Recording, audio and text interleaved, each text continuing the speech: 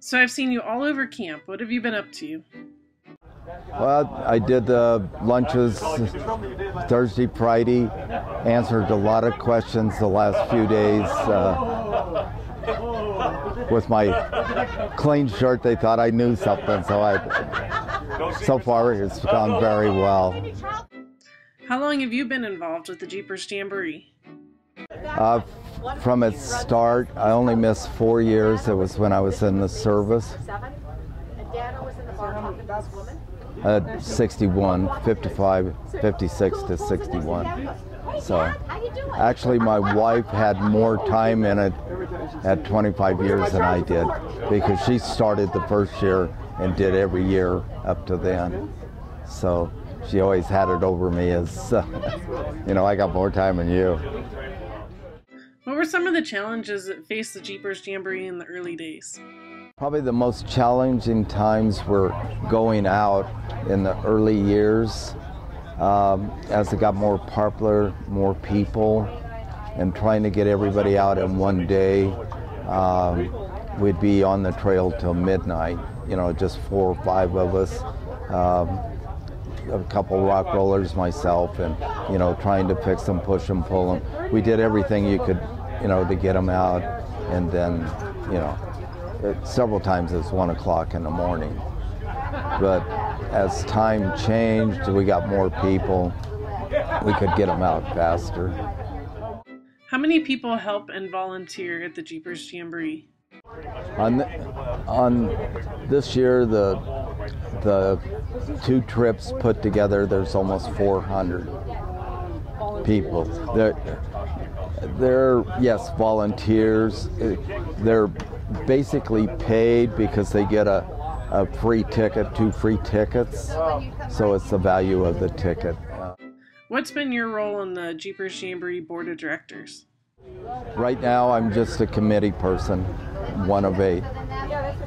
Yeah, I was president for 15 years. I took over after Mark left. When he retired, I took over the 41st year, and then I went to the, probably 18 years or something like that. And then I got out of it for 5 years. Our youngest son took over, and then he decided to get out of the company. So then I took back over, and that was 3 years ago. So I was president probably 21 years, something like that. So you're currently the president? Are you currently the president? No, I'm just a worker bee. It's easier. Well, not really. But I enjoy people, and I enjoy answering their questions, and I try to, be up on everything so I can do it efficiently and fast, because that's really what they want. And I try to make them happy. Like when I serve lunches, I always ask them a few questions, lighten the mood and make them feel better. And so, get started out on the right foot. What does the 60th anniversary mean to you? It's a great mark in your life. There's not too many people say they can be involved for 60 years. So it makes you feel very, I don't know what the word would be, but anyway, it's something that nobody else has done, and it's a special mark in your life. And I'm very proud that my family, my wife, my father, my father-in-law were all very involved. My father and my father-in-law were the first ones that started it, and unfortunately my father passed away. That's how I became a director. And our oldest son took over from his grandfather at the 40th year, and then our youngest son bought a share, and then he went on to be a president, and probably he was a very, very good president. You speak a lot about your family. Who else is here this weekend? Our oldest son is here. He's in charge of the helicopter. He's been doing that ever since the 40th year. He does a very good job. He, super good. It's a good job. He gets, taxing at time because everybody wants to fly, and they don't realize the cost of it. It's very, very expensive, and 5 minutes is like almost $100. So, you can't do that very often. It's, gets very. In our early years, we've had as high as 3 helicopters, in here. And as time went, the economy has slowed that down a little bit. But you really have to have a helicopter. And the helicopter is probably one of the crew is probably one of the best in I'd say California, and I'd put them up against anybody in the United States. They're very well trained and very responsible. So, and we go through all the schools, we're, try to keep abreast of everything. Our oldest son keeps up on all the news literature and everything, and makes sure we always have our safety meetings before, during, and after, and that's why we've had very few accidents. So, give us your thoughts on the 60th anniversary. It's great to see this many people here. There's people that I ran across that were on the trip in '72. Had his ticket and everything, and he could talk about it. Another person was here in '67, had pictures. I recognized some of the people, but it's a long time ago. Like I say, it's just a great mark in your life. It's really special. Tell us about your family history in this area. I have a lot of history in this area. My great-great-grandfather, he came from Switzerland as a very young boy, very poor, and so he went to the gold mines. And he seen that there wasn't much money in mining, so he went into the grocery business and did fairly well. And he made enough money that he was able to buy some property. So he bought 160 acres up here by Desolation, and then he was able to homestead a couple pieces. So he ended up with about 600 acres up there, and he ran cattle up there and was able to buy a ranch in Lotus and became fairly large. And he had 3 children, one boy and 2 daughters.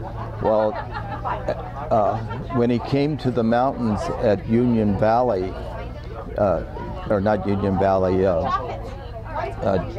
what's the lake down there? Stumpy Meadows. A fellow by the name of Forney had a bed and breakfast, and he had 3 young daughters. So anyway, one of them fell in love, and they went on. But Forney was my great-great-grandfather also, and he came from Switzerland. So then when my Bassey died, my grandfather, Dan Bassey, took over the farm, and his sisters took other properties, and he started running cattle up here. Well, by that time, the gold rush and stuff was fading away. It was the early 1900s, so a job came up here of driving the stage. Now, Kate, I'm really not positive whether it was a stagecoach or a truck, because he had an old truck and he always called it the stage. So whatever it was, he made the daily trips, and he could make it out of here in 2 hours in this old vehicle to Homewood, out to Homewood. So, and he also ran cattle in here. I had pictures of when they come through here, and my aunts and uncles and all that. So it means a lot to our family that we're part of the history of the whole area. And you know, when they mention a name, we probably know who they are. And almost everybody in this area were related. They were all Swiss Italians, and they were related. So it's a good feeling. You know, we just continued it on. Were they part of the hotel scenario? Okay, he just came in here and hauled people in, hauled them out, brought the mail in, took the mail out. The big reason that this started out is probably what they told you, is, you know, everybody like, the old people like a bowel movement every day. You know, this is gross. You don't have to record this. Anyway, so they could come down, the rich people would come down here and get their bowel movements and be good and then go back. And they had property at South, like big mansions. And then as things went on, it changed. My dad was from Fresno, and he come up here as a young ranger and worked at South Lake, and he met most of these people. He knew them by name, and then met my mother, and then, you know, he just stayed here with the Forest Service and continued his career right here in the Forest Service. So. Did you work in these mountains, or did you end up with a real job? I had to work.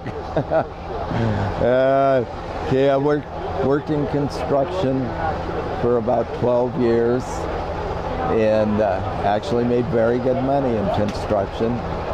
And then I decided I needed a career change because it wasn't, you know, you couldn't work all the time.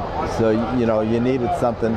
So I went to work for the state of California and became a transportation engineer. So, and then I finished my career as that. So my wife worked for a while at different jobs. Most of the time she was a housewife. She was born in Auburn, lived her whole life in Georgetown until she married me, and then we moved out of Georgetown to Placerville, Diamond area. And her parents were just like my relatives. They were all related, but they were German. They come out of Germany through Canada and came to Georgetown and Diamond Springs, Pleasant Valley area, and they were loggers, and they had mills and did all the logging, and of course they were all related too, you know. Her side probably more so than mine, you know, they're just a bunch of them. And then her father come out of Ceres during the mining days, and he did every type of mining you could think of, from the lowest, what they call it, the guy that empties the pots and that kind of stuff. And a very intelligent person, and he became an owner of a mill and had trucks and things like that. And so and then his wife, she was from Diamond, you know, she was the Pleasant Valley group, and then she came over here because her mother had remarried and married a part of the Diamond Springs group. And so we're almost related. She lived on one hill, I lived on the other. Tell us about your childhood up here. Lived at Pacific Ranger Station for a long time as a young child. Went to a one-room schoolhouse. I don't know if you've ever been up there. It's at Fresh Pond. Nobody knows it's even there anymore. I've seen cattle drives, you know, which is very, very interesting. I really enjoyed that. I wish There was movie projectors at the time. You know, you see it on TV with the movie drive. It was just like that. There'd be 300 or 400 of them, and during that time, they would run them on Forest Service property, and you could only run so many. So my dad had to count them, and I was able to go up there and be right there. I was part of it. A great experience. So what about the winters? Did you come up then, or was this just summer? We never came up in the winter. No. Even the old timers. You know, you might snowshoe through here or something, but wintertime you shouldn't be here. It's just not a place to be. I know you've been heavily involved with the cooks and the food, so tell us more about that. The first cooks we had were Georgetown people. They were people of all walks of life. You know, belonged to several different clubs, and we were all friends because Georgetown at that time wasn't very big. It just went from mining to lumber, and it was a big. That was the reason we started, because there was no money, and you know, we were trying to promote an industry where we could get people, not knowing it would turn out so well. But anyway, all the townspeople rallied and cooked, helped with everything. You know, it went that way probably, you know, say 10 years, and then it started, you know, you could see it was going to be a good business, not a good business, a profitable business, and you could start getting regular kitchen help. Need help? So we went, probably another 20 years with basically just a small crew, and, you know, we could make that work. Like the people that are in charge of the cook crew this year, and the wife and I, the little side trips that we probably had maybe 4 or 5 of those a year of, you know, like Jeep Corporation, Forest Service, people like that wanted to come out, see the woods, and, you know, they'd have a special show or whatever. So the 4 of us would cook, you know, say for 30 people, and we did that for a number of years. So the food, we always prided ourselves in the food. We tried to always have the best. You know, our cooks worked very hard at the steaks. We didn't want you to walk away hungry, and we didn't want you to walk away and say, God, I'd never eat that again. Okay, one of the best ways you can tell as a cook if your food is good or not, after you get through serving, go look in the garbage can. If there's a lot of meat or a lot of one item there, then you better change it because you're not doing your job. And we also send out comment cards every year, and we don't care, we stress it. Whatever bit you have, how small it is, we always read them. We read all of them. And there's always, you know, maybe a change every year, or maybe every 3 or 4 years. But we do read them. We're concerned about your problem. Because we're here to make you happy. If you're not happy, you will not tell anybody. And if you go home happy, you're going to spread the word, and then maybe 2 people next year or whatever. And I always preach that.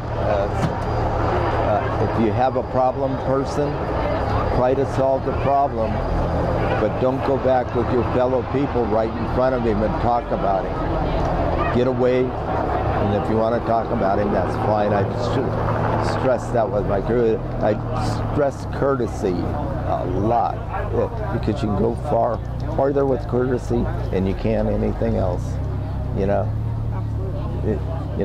There's little gimmicks to make people happy, you know, just like I said on the giving lunches out. You can do just little things. You can look at the people and you can tell what'll make them smile. And that might make their whole trip great.